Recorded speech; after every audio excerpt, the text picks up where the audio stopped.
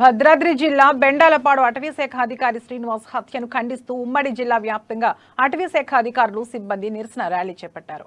శ్రీనివాసరావును పోడు భూముల వ్యవహారంలో హత్య చేయడాన్ని నిరసిస్తూ పలు చోట్ల అటవీ శాఖ అధికారులు సిబ్బంది వీధుల్లో నల్ల బ్యాడ్జీలు ధరించి బైక్ ర్యాలీలు నిర్వహించారు.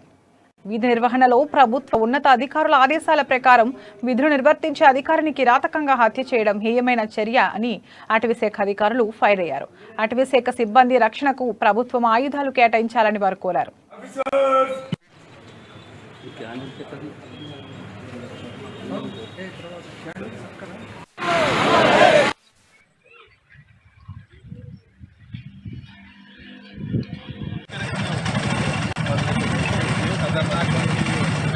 నిన్న భద్రాద్రి కొత్తగూడెం జిల్లాలో చంద్రకొండ అటవీ క్షేత్రాధికారిని అతి దారుణంగా చంపడం అనేది ఈరోజు ప్రతి ఒక్కరూ కూడా ఖండించాల్సిన విషయం.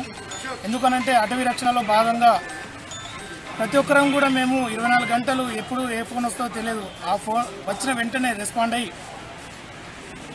ఫ్యామిలీ గురించి కూడా ఆలోచించకుండా ఫస్ట్ వన సంపద గురించి కాపాడాలన్న ఉద్దేశంతోనే మేము డ్యూటీకి వెళ్తుంటాము. నిన్న జరిగిన సంఘటన కూడా అదే. నిన్న జరిగిన హత్యకు ముందు రేంజ్ ఆఫీసర్ గారు ఏఎన్ఆర్ వర్క్ ఎలా జరుగుతుంది అనేది చెప్పడానికి అని చెప్పేసి వెళ్ళిండు. అంత లోపలనే సెక్షన్ ఆఫీసర్ గారి పైన ఇలా దాడి జరుగుతుందన్న విషయం తెలుసుకొని అక్కడ ప్లాంటేషన్ వాచర్ ఫోన్ చేయగానే నిన్న భద్రాద్రి కొత్తగూడెం జిల్లాలో చంద్రకొండ అటవీ అతి